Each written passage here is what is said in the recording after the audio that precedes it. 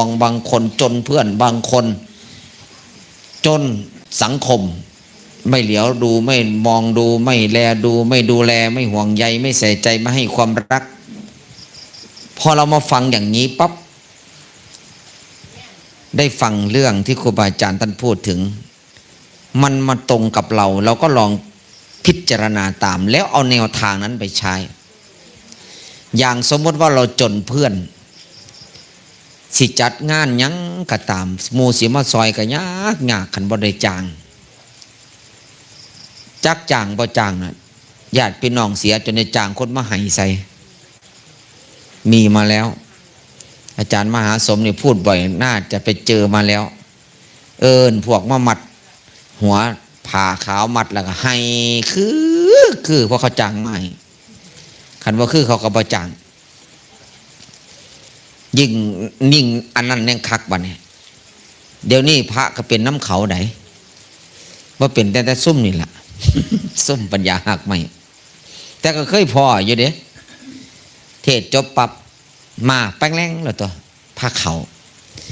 นิมนต์คุณอาจารย์วิญญาณแน่พระพุทธเจ้ากับเพิ่นยังมาบ่ได้เนาะวิญญาณเพิ่นหูย้อนไปใส่แต่ว่าสิมากก็จะยังไงล่ะเกิดมันมาบ่ได้อะแล้วเป็นไผบ่เนี่ยหมอล่ำก่อนมากก็มีเอาเด้อพ่อใหญ่แม่ใหญ่เตรียมผ้าเว้นเด้อจะได้เชิญวิญญาณ ฟังเบิ่งแล้วหนูโอ้ยแต่ว่าแก่จังไหนบัดอาตมาส่วนมากก็ถามว่าได้บ่ว่าได้ขันไปน้ำหลวงพ่อก็อายไปน้ำพระครูศรีกายไปน้ำจันทร์สุพิษกายไปน้ำจันทร์สมบัติกายพอพ้นพระวิญญาณจะเทียมไหมขันเป็นหลวงพ่อพระพระครูศรีพระกะจิได้คือกันบทว่าในตายถมดินเนื้อสิ้นตอนตายไปแล้วกายมันคือจังกินเก่ากินป่ามาบัดดีแล้วคือปลอมพระเนี่ยก็ได้ไม่ว่าค่อยหรอก ไม่ว่าผู้อื่นหรอกมันมาเป็นวิญญาณมันเป็นพันนาคุณงามความดีของผู้ตายว่าเคยกินเขาเคยนั่งอยู่บัดนี้สิบ่เห็นห้อยตีนห้อยมือสิบ่เห็นได้บัดนี้สินะให้ก็ให้คือเนาะหมอลำเนี่ยให้คักบัดเนี่ยบ่สะอึกสะอื่น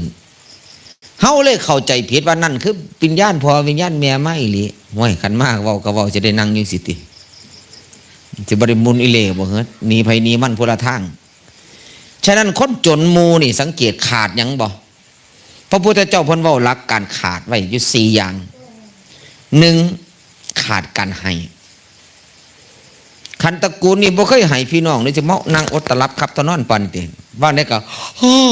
เห็นบ่ปกติปิดก็ได้ปากแต่ว่าก็แสดงว่าง่วงแล้วเด้บัดเนี่ยมือไปบ่ทันแล้วเดี๋ยวนี้ตั้งแต่เปิดหน้ากากนี่เริ่มมือเริ่มโปไปแล้วพอมีไข่มีเนี่ยปิดปากแทนมือขึ้นหน้ากากแมทสบายเลยการหาวหลังจากเขาปลดระว่างใส่กระไดบ่ใส่กระไดบันลืมหอดเอามือไปใส่บันเต็มทีเลยบันเลยกลายเป็นความเคยชินมาหอดสมือนี่นั่นขันบ่เคยให้ผู้อื่นกับบ่ให้ขึ้นอีหลี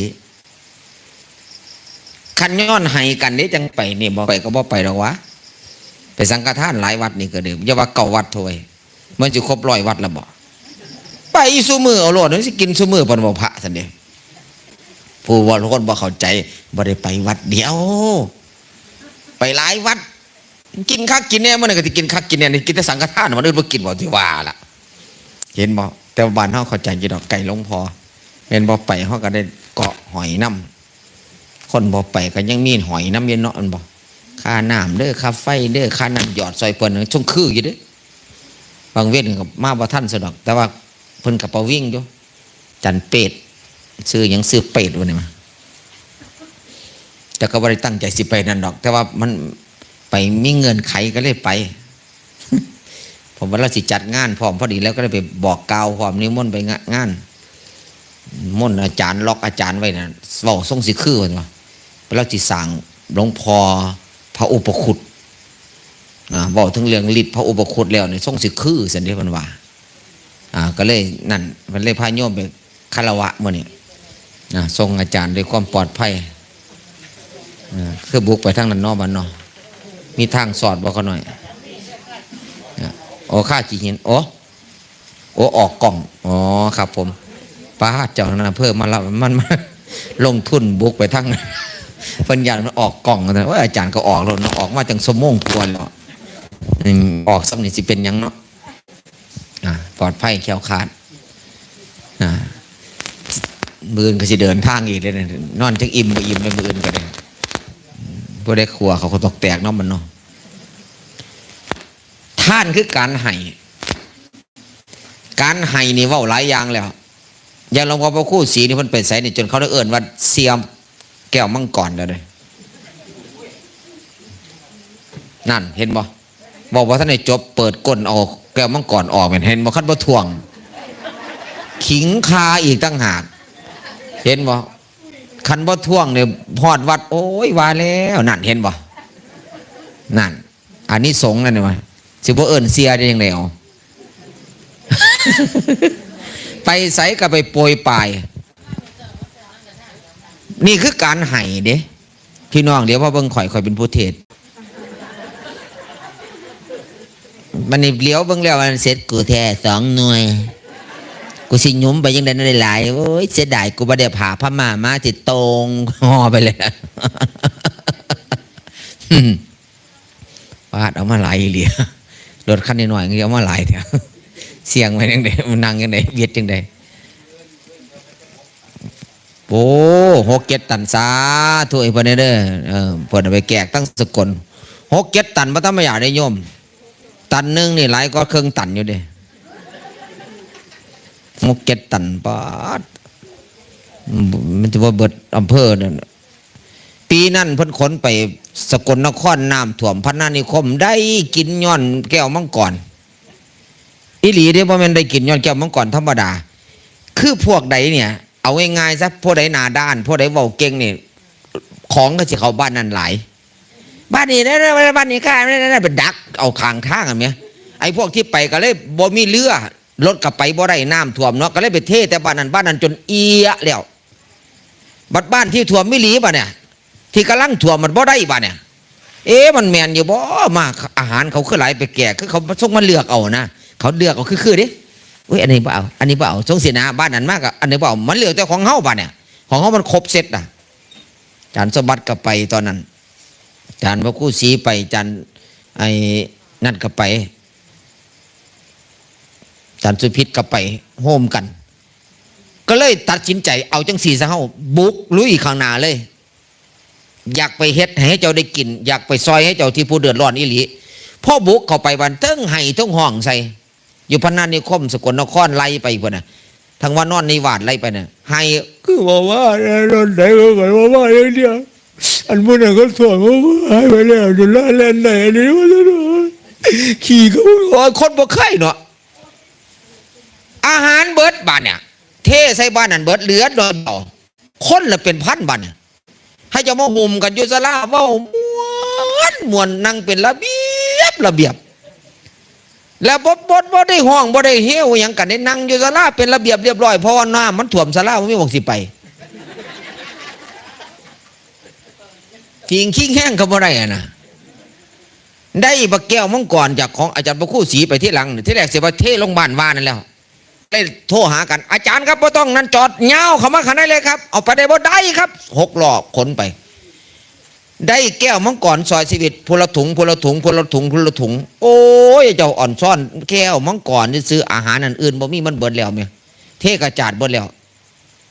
เนื้อหมูเนื้อม้าเนื้อยังก็บ่เหลือแล้วเนาะเขาเก็บตลาดเบิดแล้วนะ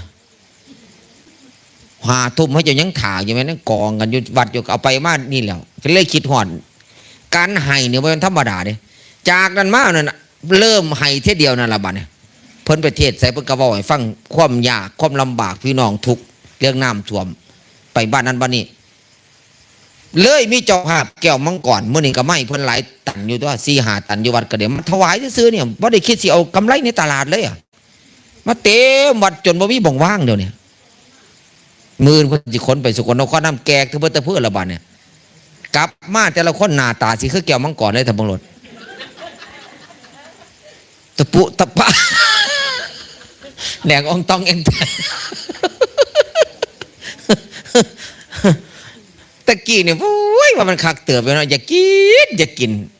เห็นโยมเขาขายเนาะเห็นโยมเขาตั้งร้านขายน้ำลายเอือกเนาะบักโม่ใส่ง่าเนาะตะกี้มันเนี่ยเขาว่ายังไงเนี่ยบักโม่ใส่ง่าแต่ว่าบัดเนี่ยมามองเบิ่งแล้วเนี่ยการให้สังเกตหนึ่งให้แล้วได้ญาติมิตรตะกี้เว้าก็เว้าเถอะบ้านเราใหญ่ก็บ่รู้จักบ้านกลางป่าใหญ่คือกันบ้านกลางป่าใหญ่ก็บ่รู้จักเราใหญ่ให้กันเดี๋ยวนี้รู้จักแม่นั่นแม่นี่เห็นว่าแม่ใหญ่แพงแม่ใหญ่นั่นแม่ใหญ่นี่แม่นั่นแม่นี่เริ่มรู้จักกันเลยเริ่มมาเห็นหน้าไอ้เราใหญ่ตีน่ะแดะกลางป่าใหญ่นี่ก็เลยต้องมีใหญ่พร้อมได้ได้ตั้งชื่อแล้วตั้งกลางป่าน้อยบ่ได้บ่ทันเขาเพิ่นก็ยังทำผาใหญ่เนาะเราใหญ่เนาะกลางป่าก็ต้องใหญ่น้ำดีเห็นบ่บ่ใหญ่ก็ลองหยับขั้วใส่กันที่เห็นบ่บัดนี้ให้แล้วได้ญาติมิตรตัวนี้นี่มันผูกความสัมพันธ์เนี่ยข้างๆบ้านเฮาสังเกตได้ของอยู่ของกินได้ย่ำอยู่ย่ำกินบ่อึดแต่ผู้สิแบ่งปันกันนี่บ่นี่ก็เริ่มจากกันให้ด้วยกันเนี่ยที่มาลงสิกิกสิไปแล้วได้วางในคันบ่ท่วงเห็นบ่พอท่วงปั๊บอ๋อว่าท่านว่าโอ้บัดเดียวท่านเปิดหลังรถอาญะอยู่นี่ว่าย้อนท่วงเนี่ยในฝนนี่ว่าเราไปใส่แล้วจะอัดไปน้ำตลอดนะนี่คือการให้ได้ให้ก็มีความสุขเมื่อนั้นเพิ่นก็ขนให้อาตมาเต็มคันรถคือกันแต่ลืมเอาลงรถขิงไปฮอดอำเภอศรีบุญเรื่องมันอ้อคือกันบัดอาตมาก็เลยพ่อเปิดหลังรถสิเอาของยกมาให้บักกล้วยวันนั้นก็เลยเอาเป็นว่าแลกกันเนาะเอาว่าก็เลยบอกว่าเอาขิงล่มแกกเพิ่นเลิกเลยบ่ได้เอากลับบัดเจ้าของสำเร็จได้บักกล้วยมาแทนหรือมาออกจากรถอีกบัดเนี่ย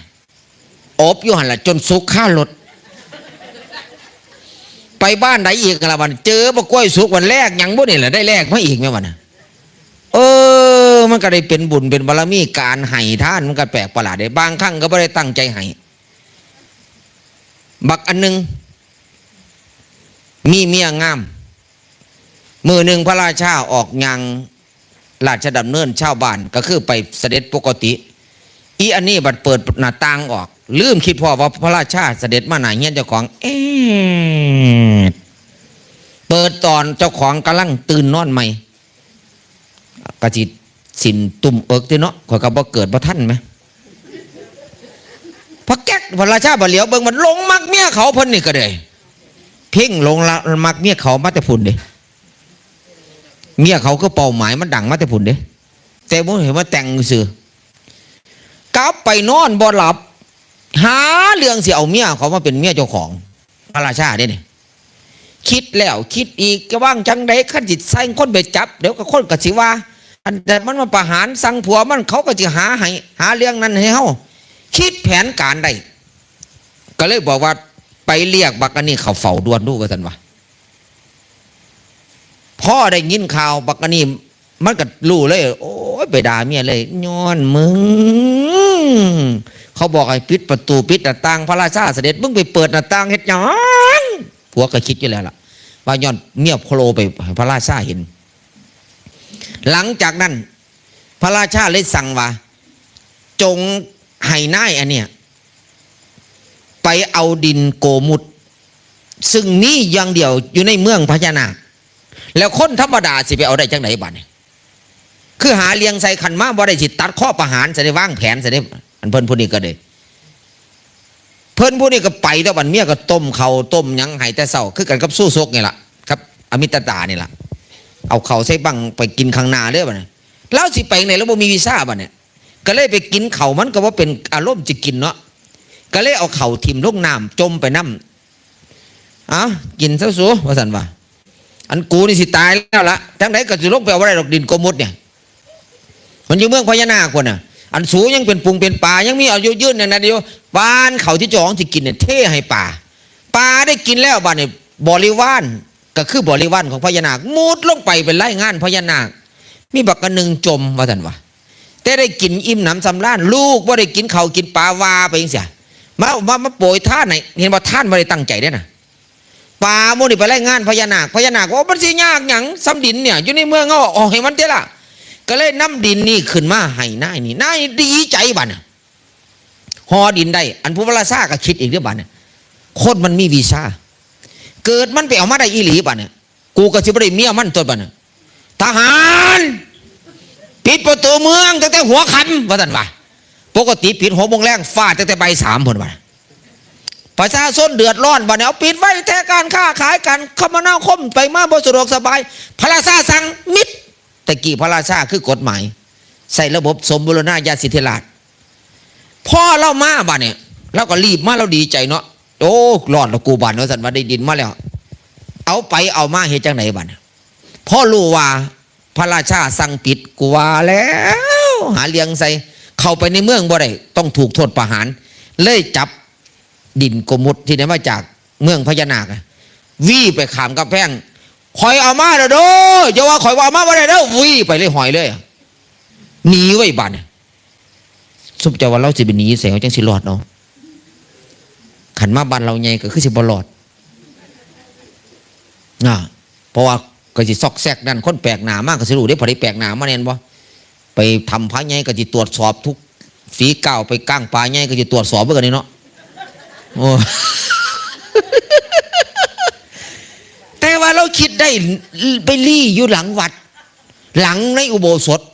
ไปลี่ในวัดแต่ว่าหลังพระในขณะที่ลี่อยู่หลังพระบัดนี้พระราชาจังได้ก็จะเสร็จแท้แน่นอนเมียเขาบักนี้มีโทษคือขาผัวเขาแล้วก็จับโทษประหารแล้วเจ้าของก็จะเอาเมียเขามาเป็นเมียเจ้าของนะนอนขึ้นฝันเป็นประหลาดต่างซะแล้วฝันเห็นพวกที่ตกนรกโผล่ขึ้นมาเว้าบ่ทันในสุดจมลงไปอีกตัวแรกบัดเว้าทุตัว2สะตัว3นะตัว4โสทุบลวกสาบุงนาบลโซบุงเว้าว่าจบบ่เนี่ยเอาไปเอามาเรื่องนี้คือพวก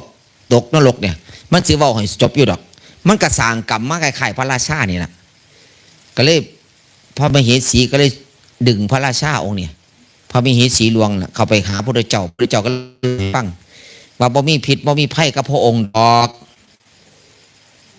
ที่เขามาโพบอกว่าอย่ามาเป็นพี่น้องกับเขาเลย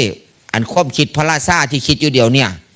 การกระทำที่กำลังจะกระทำสมมติพวกนี้มันเป็นมาแล้วมันเหตุมาแล้วหลงมักเมียข้าวเนี่ยมันเจอมาแล้วสันเนี่ยพวกเนี่ยก็จะเหตุถอพ้นเลยมาเตือนสติสันเนี่ยอันนี้ว่าโดยย่อให้ฟังคือว่าถึงเรื่องตัวนี้ว่าถึงเรื่องการให้ขันเล่าบ่ได้ตั้งใจให้เห็นบอกกันยังได้ผล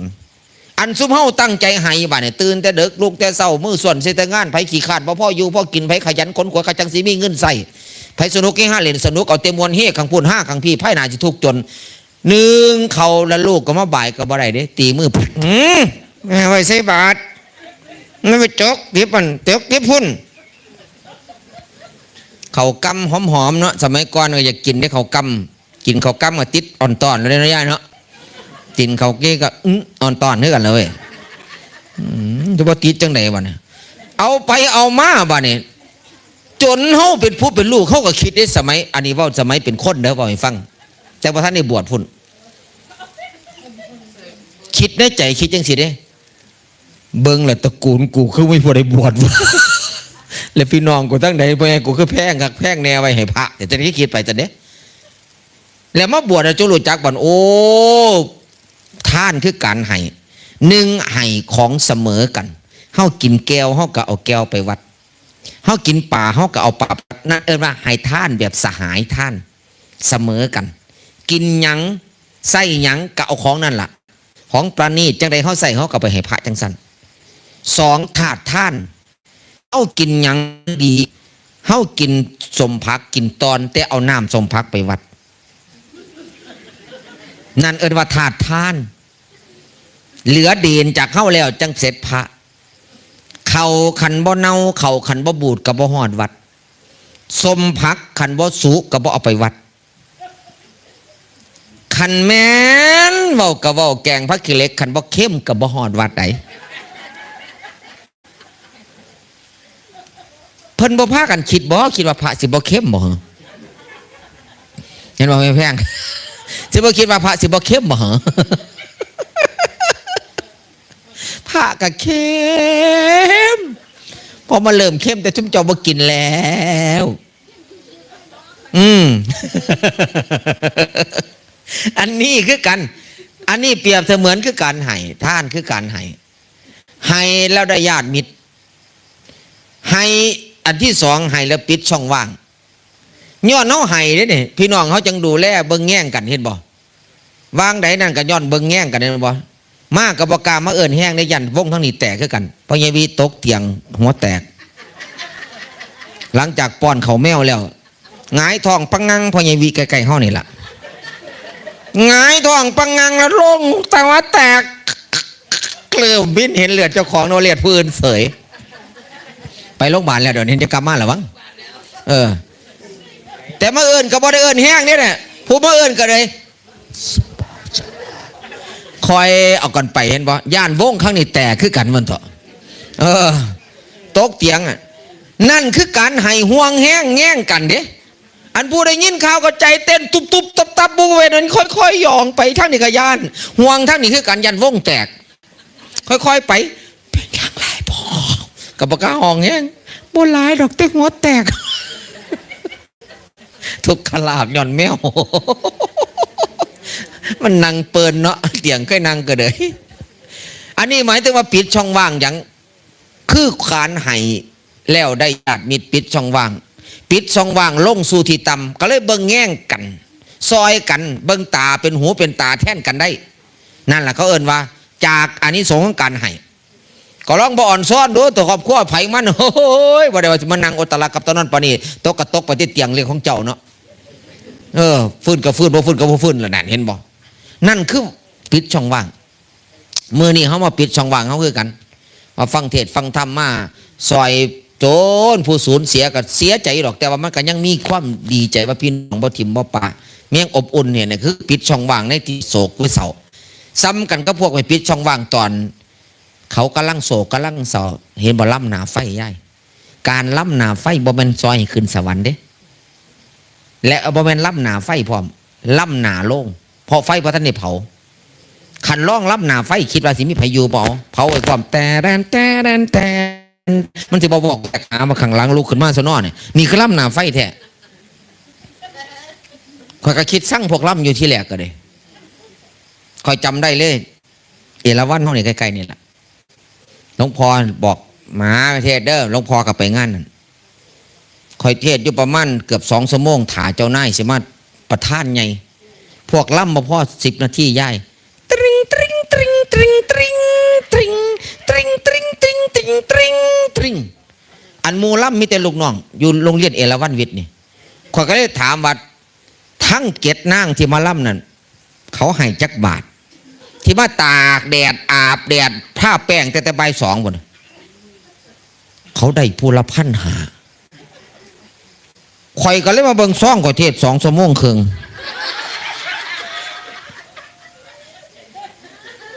ได้500แรงมือนั้นนิมนต์ข่อยไปเทศแก่เขาอีกบัดงานเก่าหันละ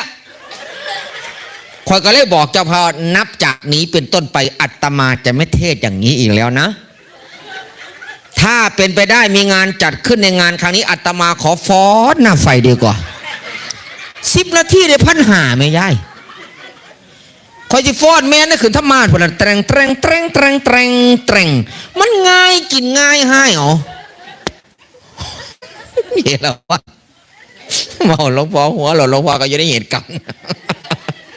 ไปเผาวัดอยู่ป่าซาในวันมาต้องบอกบ้านน้อยย่ายนะนี่ใกล้ๆเขานี่แหละโอ้ยมันเกินไปโพ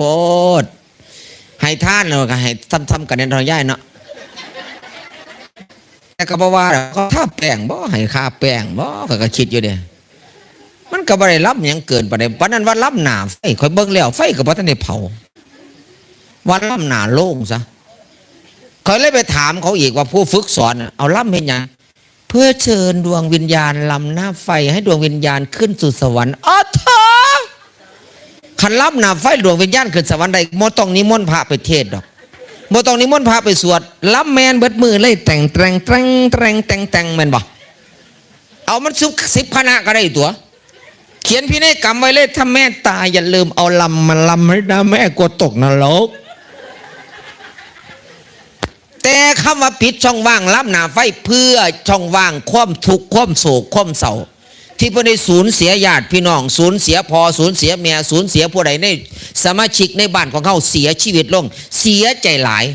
เลยมาล่ำแก้ขัดมาล่ำให้เจ้าได้ซื่นบานตกใจนะครับหายตกใจเสียใจก็ให้ได้ดีใจขึ้นมาจักหน่อยหนึ่งนั่นแค่นั้นมันได้ล่ำเพื่อนขึ้นสวรรค์ไหนโอ้ยมันก็กันล่ำขึ้นสวรรค์ได้ก็จะบอกพระหลวงพ่อล่ำเลย